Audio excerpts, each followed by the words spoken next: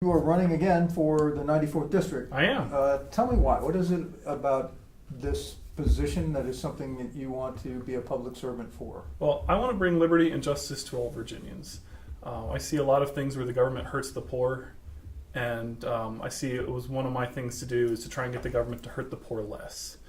And running for office and trying to get some positions out there that a lot of people sometimes don't think about it is the primary motive of why I'm running. And hopefully I get to go to Richmond and get to go make the government interference in our lives a little bit less. Can you give me a couple of examples of Sure. of which you speak? Of which I speak, sure. So one of the ones we actually fixed recently was I talked to a guy in my first election cycle who was homeless, and he got a penalty for panhandling.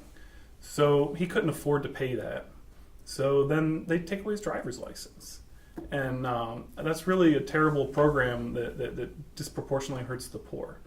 Some of the stuff that still goes on, even though they've increased the amount for grand larceny, you still can get 20 years for stealing $500.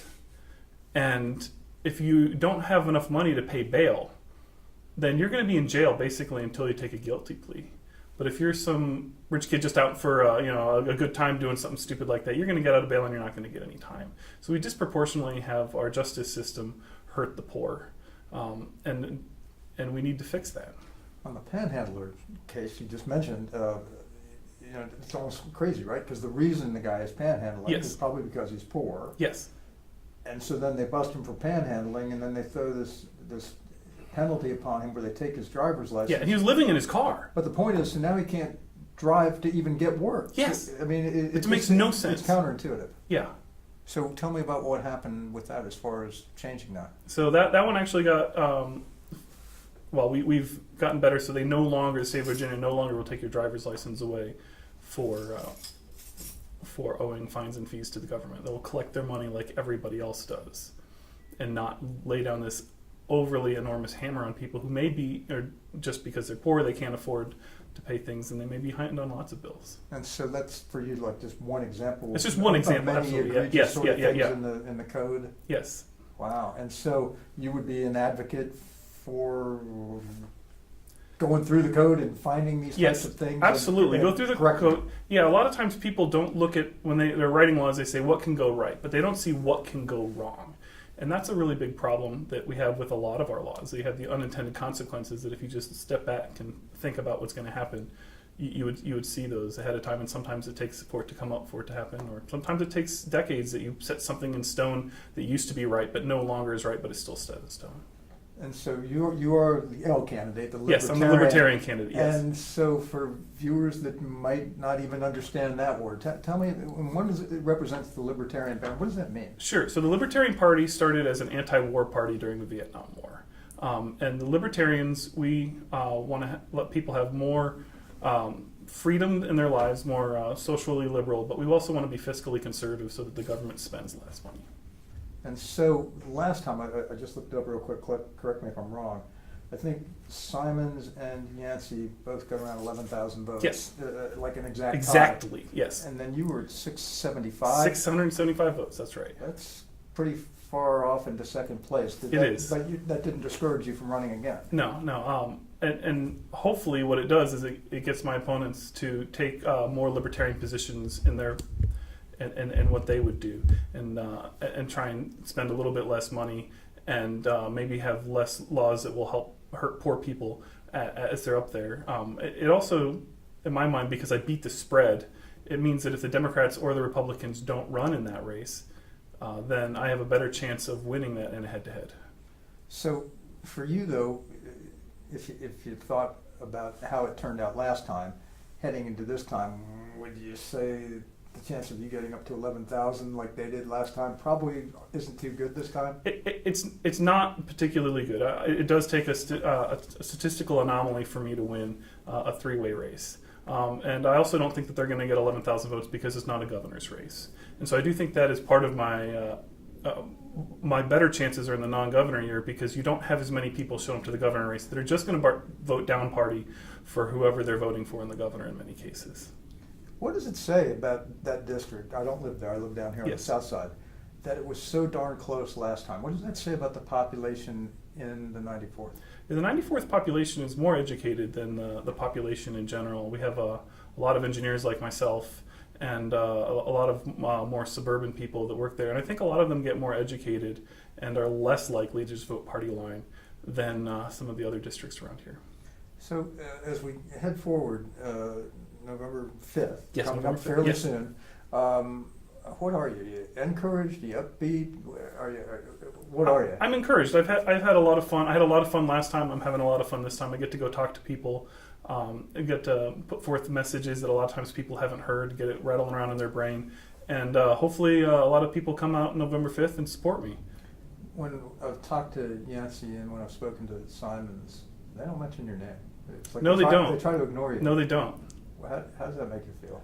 I I mean, you're on the ballot. I am on the You're ballot, yeah. legitimate. So what they do, that doesn't bother me. The Christopher Newport University, which is a mile from my house, they're having a debate. They didn't invite me. That does bother me when people who are not working in their own self-interest try and ignore me. That is something that does aggravate me.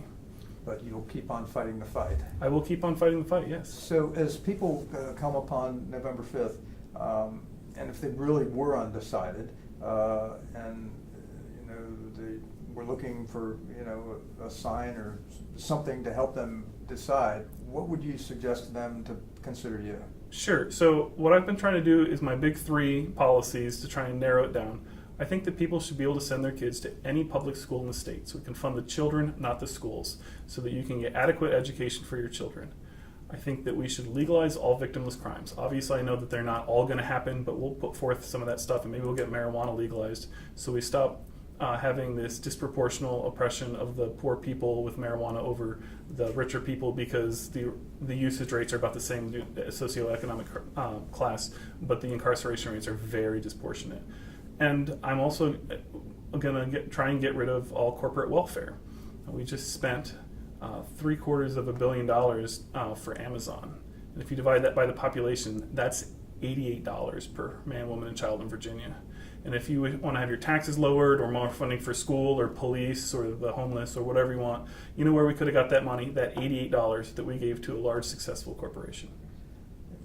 A lot of the commercials you see on TV talk about healthcare, and Yes. they talk about gun safety. Yes. Are you anywhere on either of those issues? Yeah, I talk about healthcare all the time. I have a healthcare policy that you won't hear from other people. I like looking at what other people or countries or states do that is very successful. And if you look at healthcare policy around the world, Singapore is an extreme outlier. 2 years ago, I would always tell people that Singapore has the second best health outcomes in the world, with the lowest cost by less than half of any other industrialized nation. That's no longer true. They now have the best healthcare outcomes in the world, with still spending less than half of everyone else's spending. So what we need to do is move our healthcare system much more like Singapore.